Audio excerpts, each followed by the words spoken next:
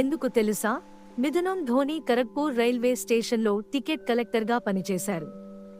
Cricket లెజెండ్గా మారడానికి ముందు 2 సంవత్సరాలు అక్కడే ఉన్నారు. విరాట్ కోహ్లీ తన తండ్రి మరణం తర్వాత 90 పరుగులు చేసి అంకితభావాన్ని చూపించాడు. సచిన్ టెండూల్కర్ 1992లో దక్షిణాఫ్రికాతో జరిగిన మ్యాచ్లో 3వ అంపైర్ ద్వారా అవుటైన తొలి ఆటగాడు. రోహిత్ శర్మ మాంసాహారాన్ని ప్రేమించినా శాకాహారాన్ని ప్రోత్సహిస్తున్నాడు. హార్దిక్ పాండ్యా ఆర్థిక కష్టాల కారణంగా తన సహచరుల నుంచి బ్యాట్లు అప్పు చేసుకోవాల్సి వచ్చింది. రాహుల్ ద్రవిడ్ హాకీని జూనియర్ స్థాయిలో కర్ణాటక తరపున ప్రాతినిధ్యం వహించాడు. రవీంద్ర జడేజా చెల్లెలు నైనా జడేజా నర్సుగా పనిచేస్తోంది. వీరేంద్ర సెహ్వాగ్ తన బరువు కారణంగా తొలిసారిగా తిరస్కరించబడ్డాడు.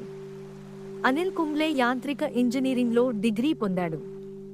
యువరాజ్ సింగ్ చిన్నప్పుడే క్రికెట్ను ద్వేషించాడు, కానీ తండ్రి వల్ల క్రికెట్లోకి వచ్చాడు. ప్రపంచకప్ హీరోగా మారాడు.